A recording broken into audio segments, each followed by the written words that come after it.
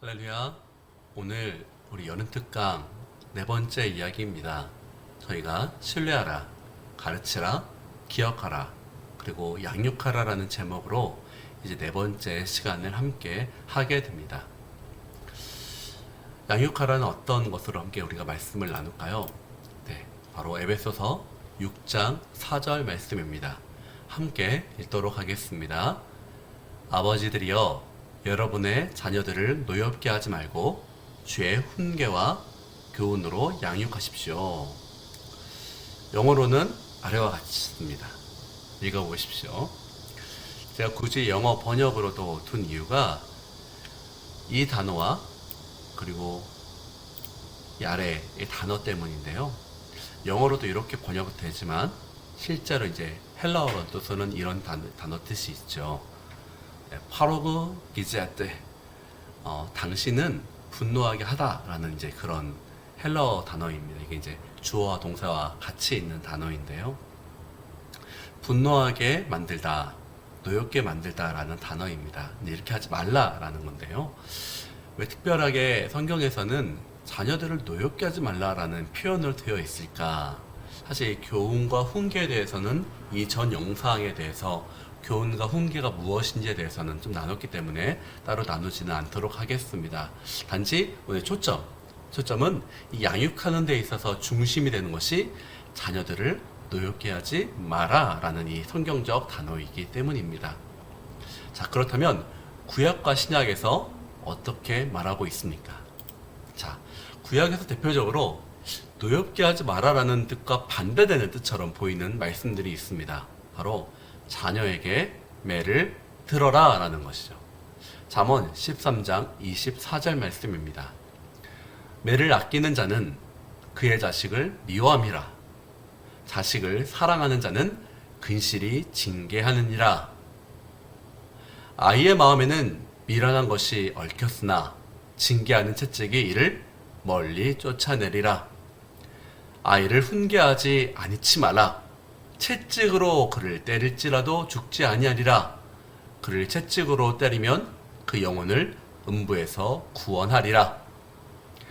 채찍과 꾸지람이 지혜를 주거늘 임의로 하게 버려두면 그 자식은 어미를 욕되게 하느니라. 이 말씀만 보면 자녀를 키울 때 매를 때려야 될 것 같습니다. 그렇죠. 네, 이 말씀을 자녀를 때리는 것으로 이용하면 안 됩니다. 이 말씀의 중요한 포인트가 무엇이냐면, 잘 보십시오. 자식을 미워하는 마음, 자식을 사랑하는 마음, 아이에게 마음이 있다. 그리고 아이를 훈계하는 마음, 아이의 영혼을 음부에서 구원하고자 하는 마음, 지혜를 아이에게 준다는 마음. 이게 어떤 표현일까요? 자녀를 한 명의 올바른 인격체로 본다는 것입니다. 이건 당연한 거 아닙니까? 라고 이야기할 수 있지만 고대 시대입니다. 잠언이 있었던 시대, 즉 솔로몬 시대, 이 전의 시기에 이 고대 중동의 시대에서는 자녀들을 어떻게 생각했습니까? 자녀들을 하나의 인격체로 보지 않았습니다. 자녀는 성인이 되는, 인격이 되는 과정 가운데 하나일 것이지 그 자체가 중요하게 여기지 않았던 시기였습니다.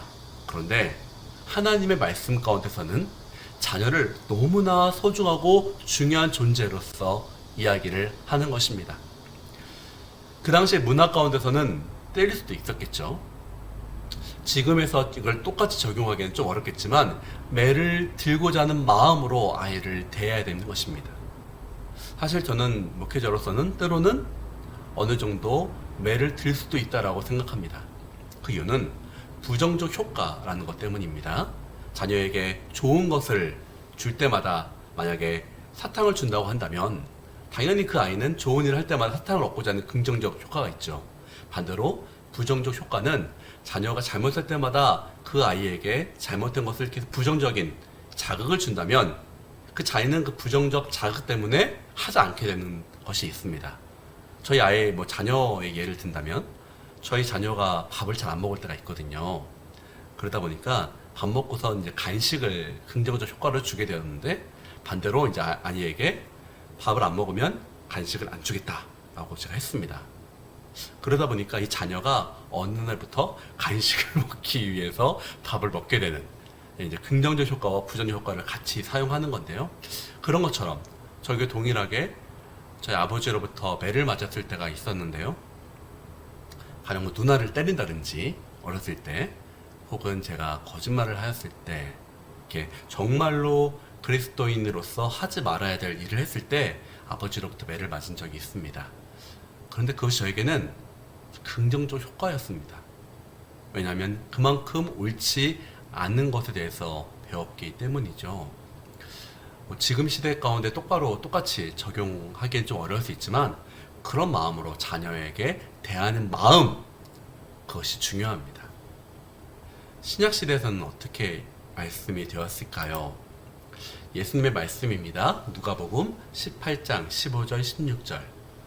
사람들이 예수께 만져주심을 바라고 자기 어린아이를 데리고 오매 제자들이 보고 꾸짖거늘 예수께서 그 어린아이들을 불러 가까이 하시고 이르시되 어린아이들이 내게 오는 것을 용납하고 금하지 말라. 하나님 나라가 이런 자일 것이니라. 하나님 나라에 대해서 이야기를 하면서 어린아이에 대해서 이야기를 하였습니다. 제자들이 왜 보고 꾸짖었을까요? 자녀, 이 어린아이에 대해서 인격적으로 대하지 않는 똑같은 마음이 이 제자들에게 있었기 때문입니다. 마가복음 9장 35절, 37절 말씀입니다. 예수께서 자리에 앉으시면서 12 제자들을 불러놓고 말씀하셨습니다. 누구든지 첫째가 되려면 모든 사람의 꼴찌가 되어야 되고 모든 사람을 섬기는 종이 되어야 한다. 예수께서 한 어린아이를 데려와 그들 가운데서 세우셨습니다. 그리고 아이를 양팔로 껴안고 제자들에게 말씀하셨습니다. 누구든지 내 이름으로 이런 어린아이 하나를 영접하는 사람은 나를 영접하는 것이고, 누구든지 나를 영접하는 사람은 나를 영접하는 것이 아니라 나를 보내신 분을 영접하는 것이다. 사실 이 말씀은 섬기는 자의 태도에 대해서 이야기를 하면서 아이를 예로 드신 내용입니다. 섬기는 자가, 즉 인격적으로 그 당시에 여기지 않았던 어린아이를 우리가 예수님을 영접한다고 하지 않았습니까? 그런 마음으로 대할 때에 얼마큼 낮은 마음으로 대하겠습니까? 사람으로 보지 않는 것처럼 여겨졌던 그 당시에 그 인격체를 낮은 사람으로서 섬기는 그 태도의 모습을 바로 첫째가 되려면 꼴찌가 된다는 이 비유를 사용하시면서 말한 것입니다. 동일하게 아이를 이렇게 비유로 드신 것이죠. 그만큼 귀한 이 어린아이에 대해서 예수님께서는 말씀하신 것입니다. 이들을 어린아이를 용납하고 또 이 어린아이를 영접하라. 구약과 다른 말씀 같지만 동일한 말씀입니다. 이 아이들을 온전한 인격체로 대하라는 것입니다. 예수님을 영접하듯이 사랑하라는 것입니다. 자, 그렇다면 이제 우리가 동일한 말씀인 것처럼 보여지죠. 노엽게 하지 마라, 매를 들어야, 그러면서 이 아이를 용납하고 영접하라. 이 자녀에 대해서 온전한 하나님의 자녀로서, 하나님이 보내신 사람으로서 대하라는 것입니다. 그 안에서 이 아이를 때로는 훈계하고 때로는 혼내기도 하고, 하지만 기본적으로는 이 아이를 사랑하는 마음으로서 아이를 대하라는 것입니다. 아브라함이 하나님께서 그의 자녀들에게 행하시는 방법이 성경적으로 많이 나와 있죠. 아브라함과 야곱과 이삭을 잘 생각해 보도록 하겠습니다. 이분들을 하나님께서 어떻게 인도하셨습니까? 사랑과 기다림으로써 인도하셨죠. 하나님께서는 그들의 작은 믿음을 불평하지 않으셨습니다. 그들의 작은 믿음 가운데 때로는 실수할 때도 있었지만은 품어주셨습니다. 기다려주셨고 인도하셨죠. 용서해 주셨습니다. 그런데 또 하나 혼내신 적이 있으셨죠. 바로 이스라엘이 출애굽을 하여서 광야 시대 가운데 우상을 섬기고 하나님을 원망하고 불평할 때, 그때 하나님께서 매를 대셨습니다. 그럼 우리가 어느 정도 기준이 있어야겠죠. 언제 매를 들고, 언제 기다려주고, 언제 용서를 해야 될까요? 그래서 어쩌면 우리에게 주어진 숙제와 같은 것 같습니다. 가능하면 이거 부부끼리 같이 이야기를 하고, 그리고 같이 믿음의 성도님들과 같이 좀 나누면 조금 더 풍성해지지 않을까 여겨집니다. 하나님이 기다리는, 용납하는 자녀들, 그리고 때론 매로써 사랑하시는 그의 자녀들이 있습니다. 자, 질문입니다. 그렇다면 교회 나가지 않는 것에 대해서 자녀들을 매로 다스려야 하는 것인가? 자, 한번 생각해 보십시오. 그리고 혹시나 나는 나의 감정을 잘 통제하면서 자녀를 때릴 수 있을까? 네, 때리지 않으면서 자녀들 또한 자기들이 이 매를 맞을 때 인격적으로 맞는다라고 생각을 하고 맞는 것인가? 아니면 사실 이런 것도 있거든요. 자녀들을 인격적이지 않게 때리면요, 자녀들이 폭력을 배웁니다. 네, 이런 상황에서는 이렇게 해야 되는구나 라고만 받아들이게 되는 것이죠. 그러니까 부정적 효과를 줌으로써 긍정적이게 만드는 것이 아니라 오히려 부정적 효과로 인해서 부정적인 것을 배우게 만드는 경우도 있습니다. 이런 것들을 좀 알고 같이 논의하는 시간을 가졌으면 좋겠습니다. 강의를 마무리 짓습니다. 인격적으로 아이들을 대하십시오. 나의 자녀를 인격적으로 대하십시오. 그리고 하나님만이 진정한 나의 자녀의 아버지이십니다. 오늘 추천 도서는 없습니다. 그래서 저는 제가 보고 좀 감동받고 제가 실제 변화를 겪었던 영상을 좀 추천해 드리겠습니다. 아래 댓글에 제가 영상의 링크를 올려드렸는데요.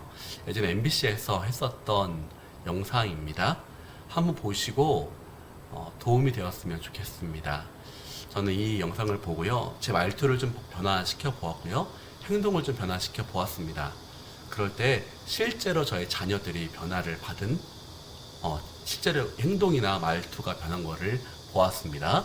우리가 말만 하는 것이 아니라 행동으로 변화를 받아서 우리 하나님 말씀에 실천적으로 행하시는 귀한 가정의 아버지, 어머니 되시기를 예수님의 이름으로 축복합니다.